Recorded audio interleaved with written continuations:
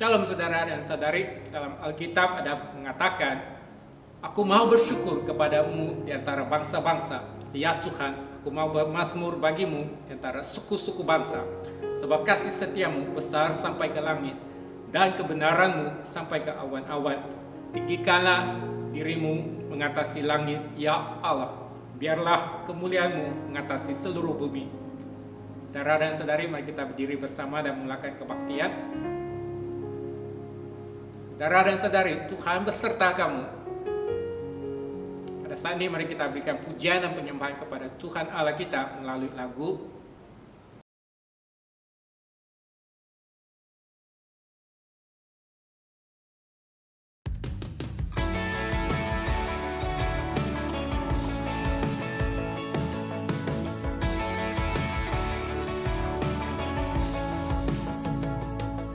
Di setiap langkahku, tanganmu menuntun jalanku, karena kau pelita hidupku yang selalu bersinar dalamku. Kasih-Mu sempurna, selalu baru tiada habisnya. Oh, apapun cerita hidupku, janji-Mu tak kau tinggalkanku. Ku percaya kau Tuhan atasku, ku serahkan semua masa depanku. Ku tak akan takut, hidupku aman di dalam-Mu.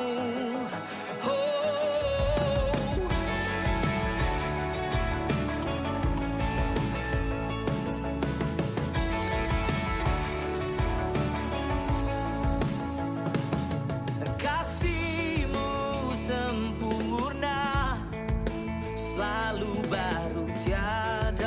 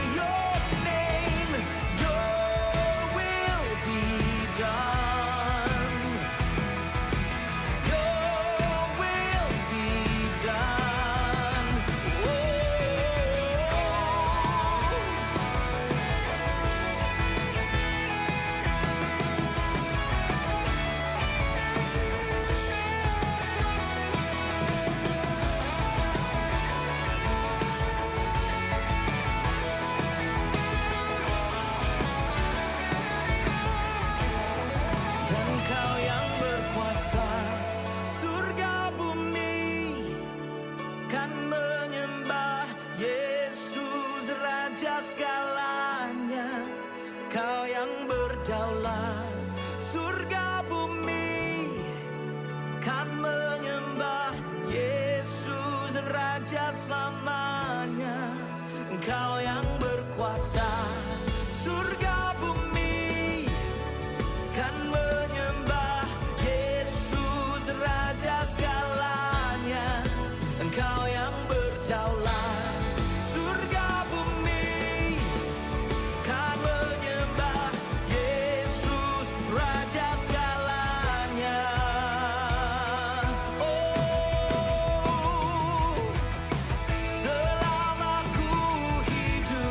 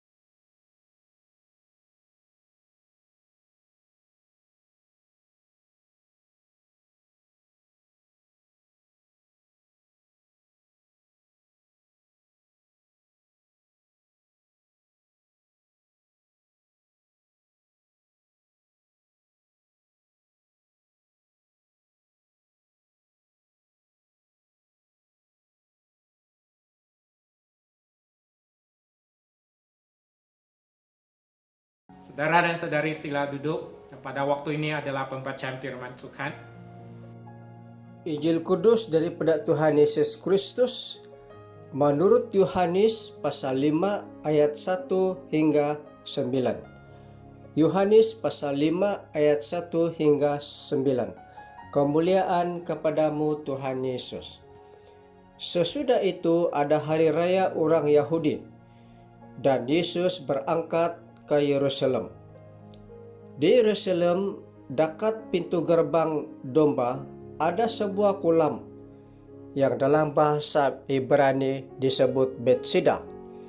Ada 5 serambinya, dan di serambi-serambi itu berbaring sejumlah besar orang sakit, orang-orang buta, orang-orang timpang, dan orang-orang lumpuh yang menantikan guncangan air kolam itu.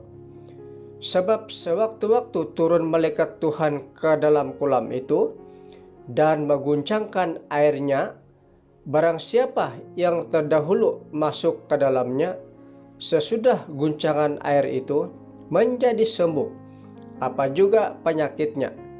Di situ ada seorang yang sudah 38 tahun lamanya sakit. Ketika Yesus melihat orang itu berbaring di situ, dan karena ia tahu bahwa ia telah lama dalam keadaan itu, berkatalah ia kepadanya, "Maukah engkau sembuh?"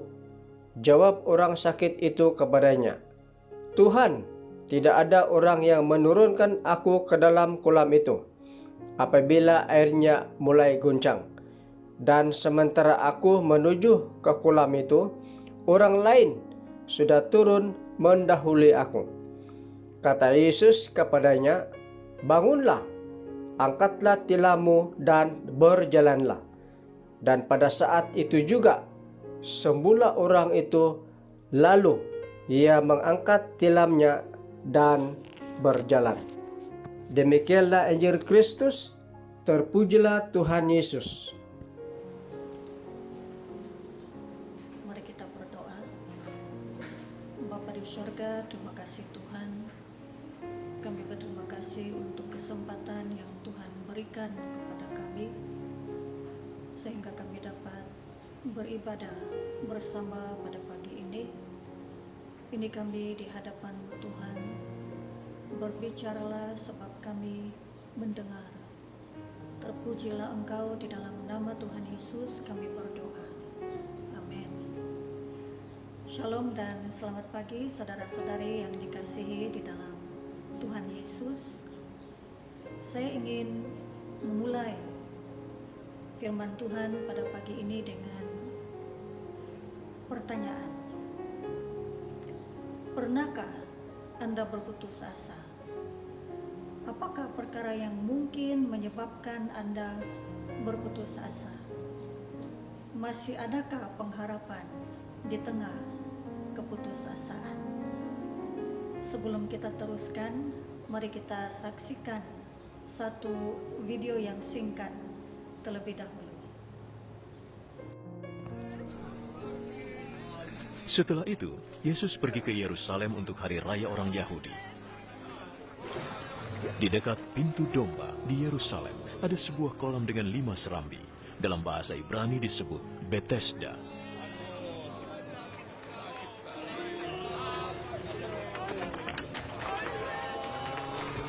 Di serambi-serambi itu banyak orang sakit yang berbaring. Ada yang buta, ada yang timpang, dan ada yang lumpuh.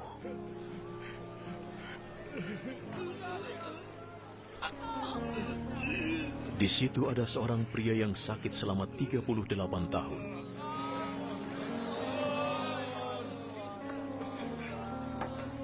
Yesus melihatnya berbaring di sana, dan ia tahu bahwa pria itu sudah lama sekali menderita sakit.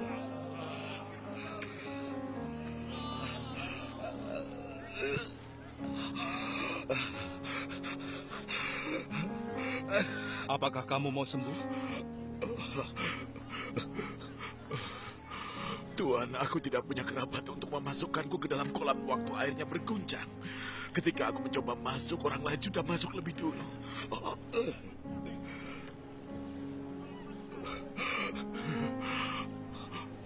Bangunlah. Angkat tikarmu dan berjalanlah.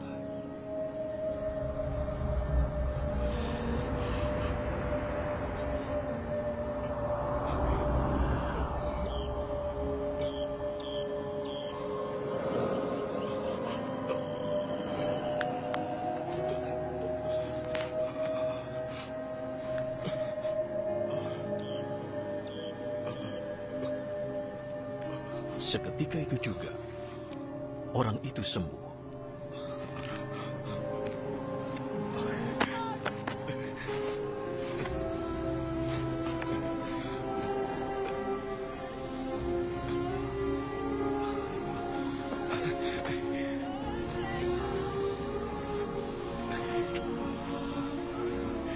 Ia mengangkat tikarnya dan mulai berjalan.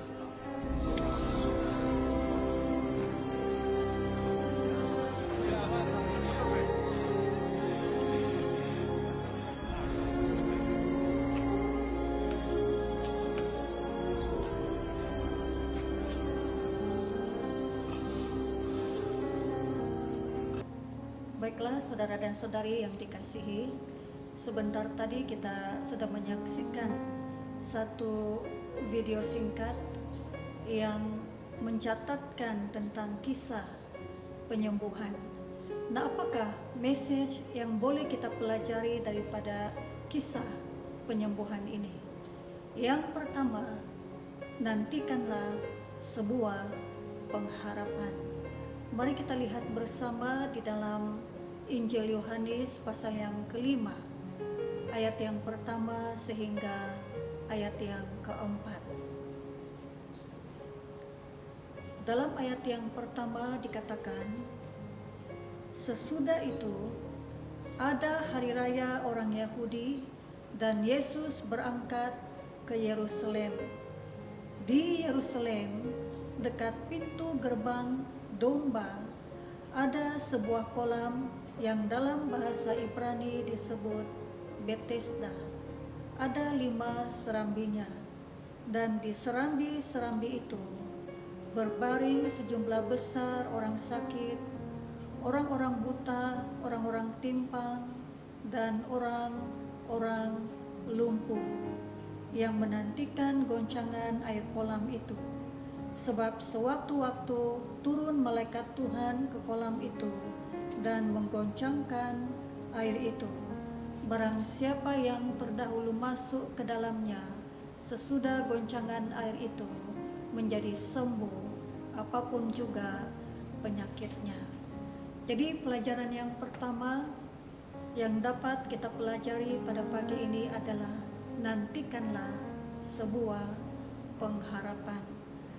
Nah, berdasarkan pembacaan kita pada pagi ini, kita difahamkan bahwa di dalam dunia ini terdapat ramai orang yang bergumul dengan berbagai penderitaan. Ada banyak sebab mengapa orang bergumul di dalam penderitaan. Dan salah satu contoh yang kita temukan di dalam pembacaan kita adalah penderitaan dari segi fisikal, misalnya penderitaan yang disebabkan oleh sakit penyakit. Walau bagaimanapun saudara dan saudari, kalau kita memperhatikan khususnya di dalam beberapa ayat yang kita baca sebentar tadi, dan lebih khusus lagi di dalam ayat yang ketiga, kita difahamkan bahwa sekalipun orang-orang di dalam pembacaan kita ini mengalami penderitaan tertentu, misalnya penderitaan yang disebabkan oleh sakit penyakit yang dialami oleh mereka untuk sekian lamanya, tetapi mereka tetap menantikan sebuah pengharapan bagi mereka. Yang kedua,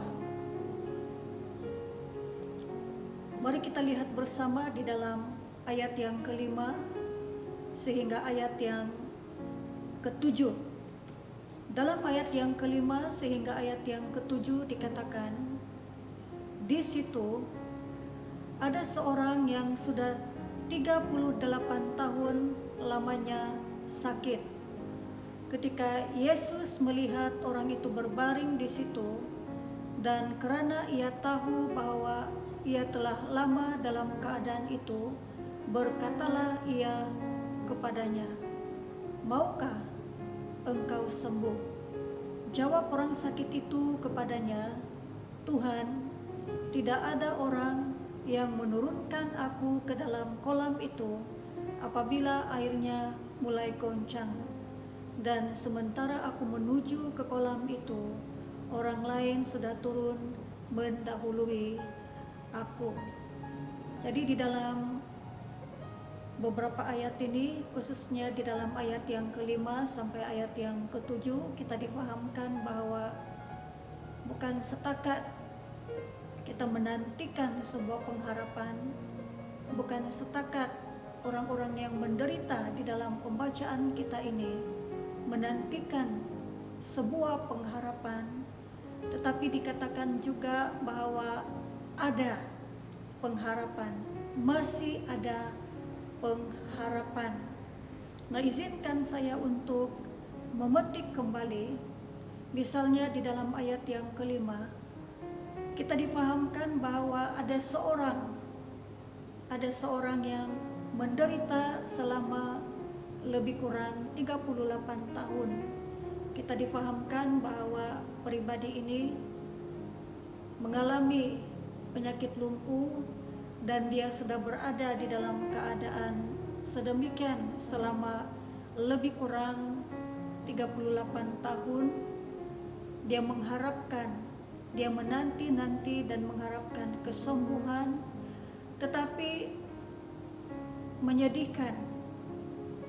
Karena kalau kita perhatikan di dalam ayat yang berikutnya, yaitu di dalam ayat yang ke-7, pribadi ini mengatakan bahwa tidak ada seorang pun yang dapat menghulurkan bantuan ataupun pertolongan kepadanya di dalam rangka untuk mendapatkan kesembuhan.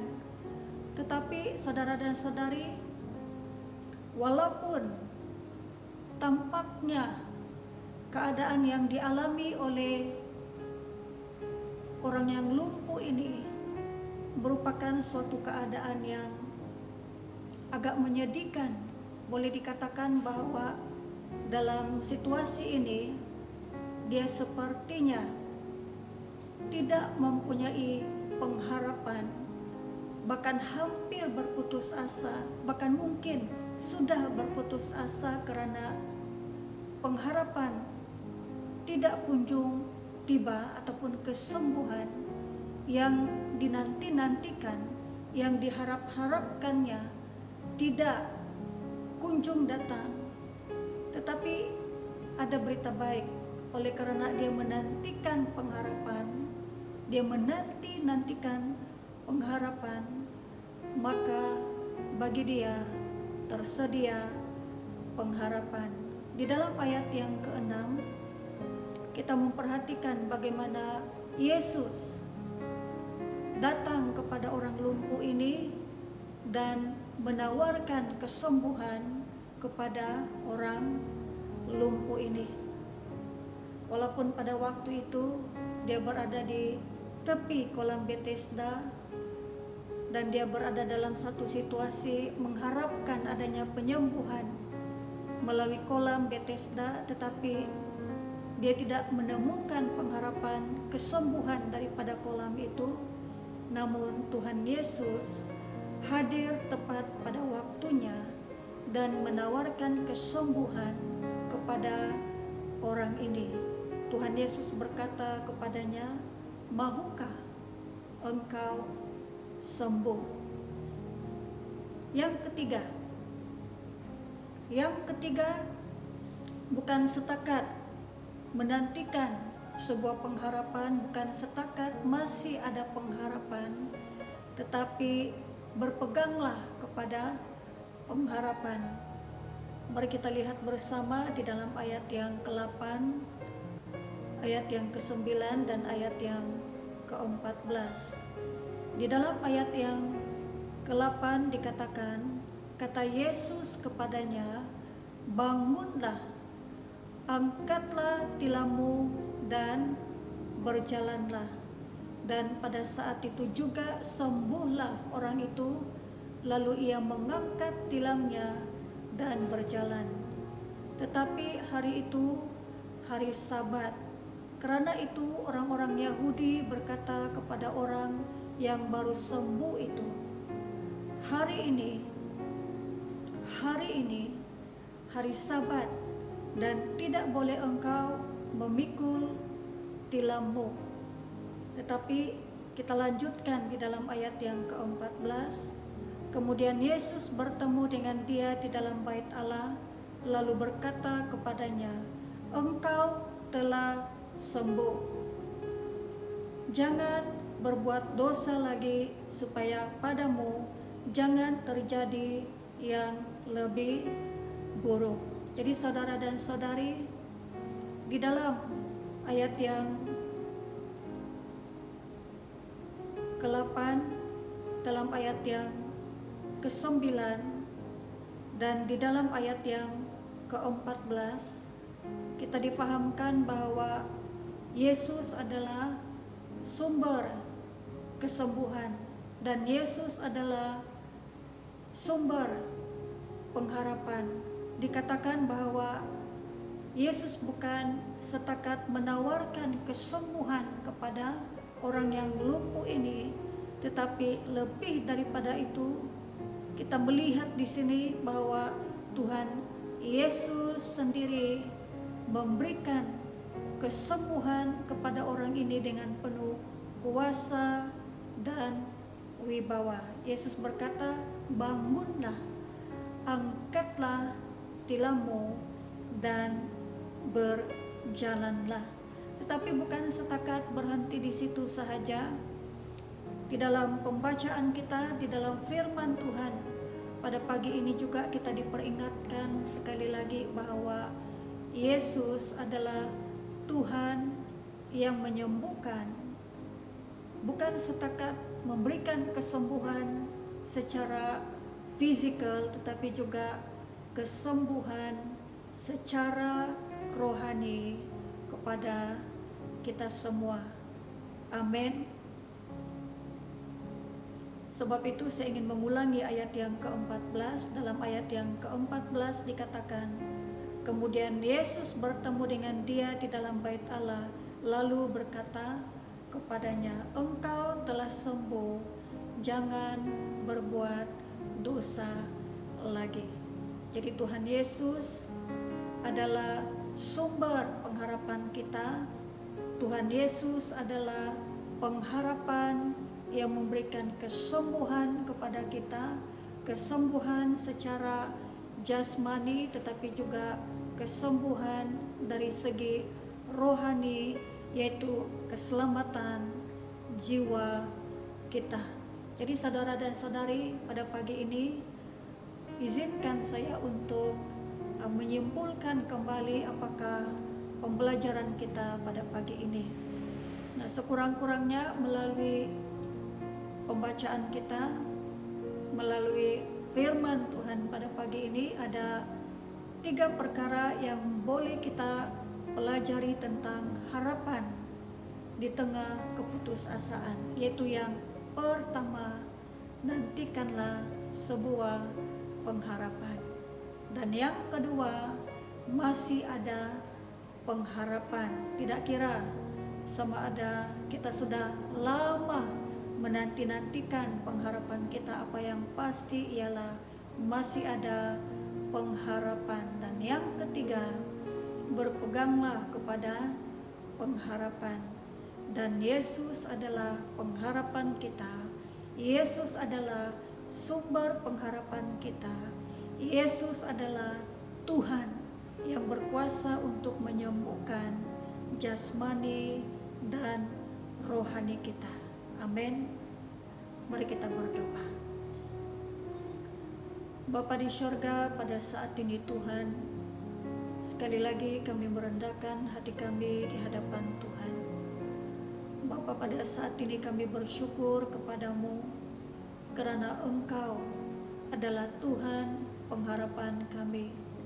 Kami bersyukur kepadamu karena Engkau adalah Tuhan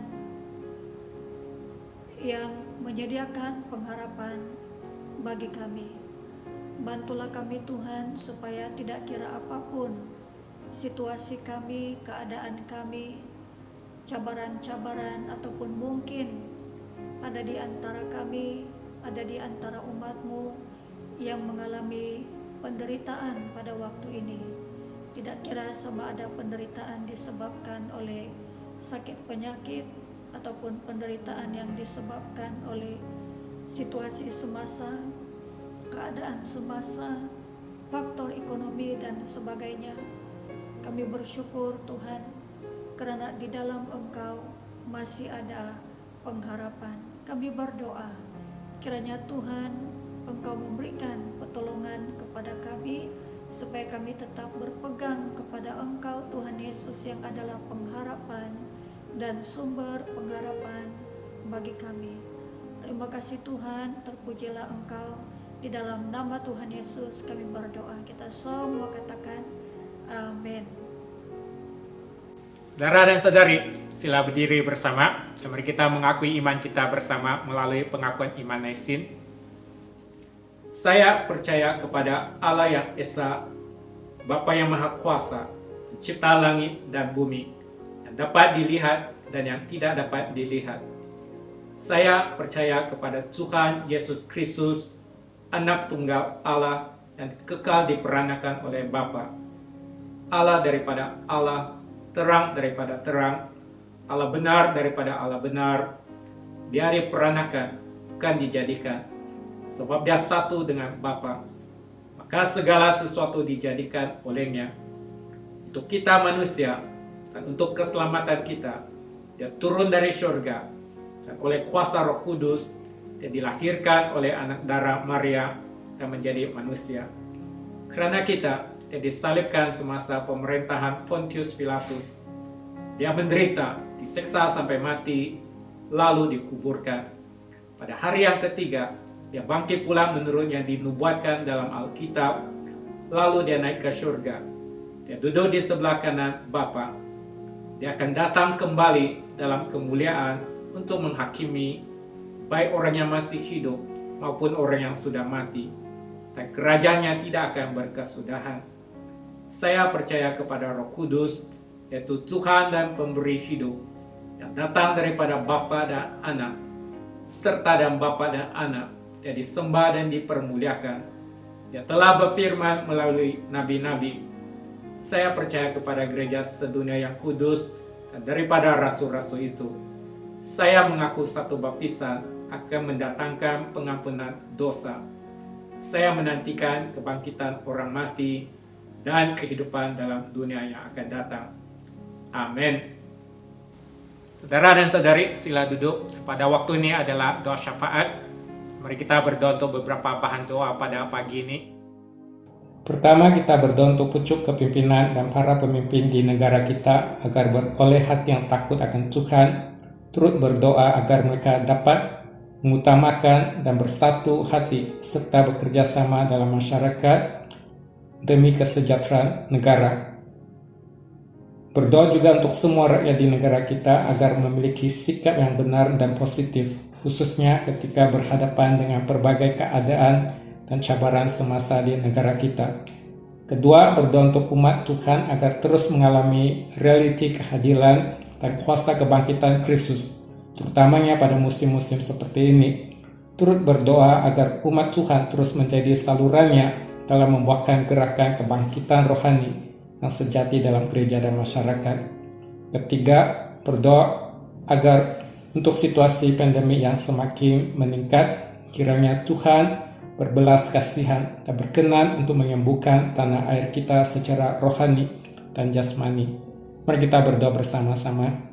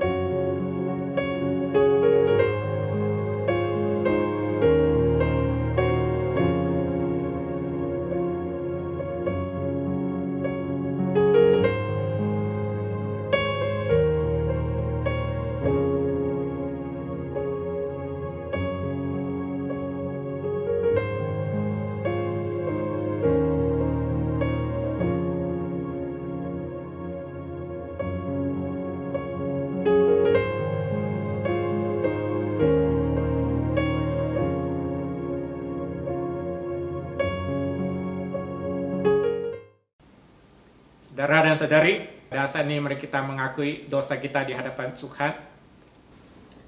Allah yang penuh belas kasihan, Bapa kami di surga, Pencipta kami dan Hakim kami telah berdosa terhadap Engkau dan terhadap sesama manusia, baik dalam pikiran, perkataan, dan perbuatan, melalui kelalaian, kelemahan, dan kesalahan yang disengajakan.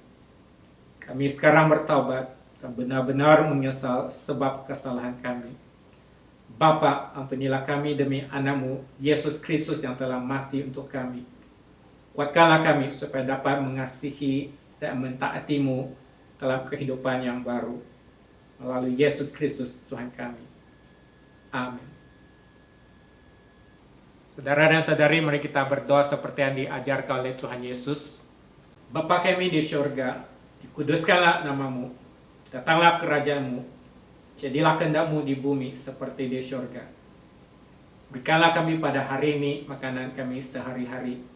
Ampunilah kami akan dosa-dosa kami, seperti kami juga mengampuni orang yang bersalah kepada kami. Janganlah membawa kami ke dalam pencobaan, tetapi lepaskanlah kami daripada yang jahat. Karena Engkaulah yang mempunyai kerajaan, kuasa dan kemuliaan, sekarang dan selama-lamanya. Amin. Mari kita menerima berkat Tuhan. Sentosa Allah yang melebihi pengertian manusia memelihara hati dan jiwa kamu di dalam pengetahuan dan kasih Allah dan anaknya Yesus Kristus Tuhan kita. Dan berkat Allah yang Maha Kuasa, Bapa, Anak dan Roh Kudus, serta dan kamu, dan tinggal serta dan kamu sampai selama-lamanya. Amin. Saudara dan saudariku, pergilah dengan damai sejahtera dan layanilah Tuhan. Dalam nama Kristus. Amin. Mari kita berdiri bersama. Kita akhiri kebaktian kita dengan menaikkan sebuah lagu pujian kepada Tuhan Allah kita.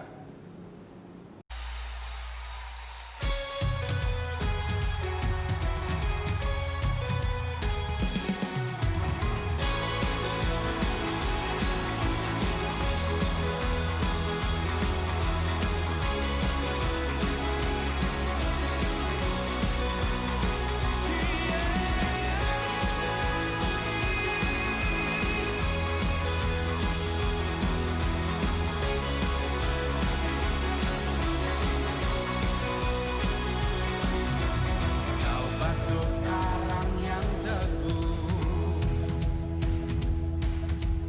kota benteng dan perisaiku, yang menang kalahkan maut,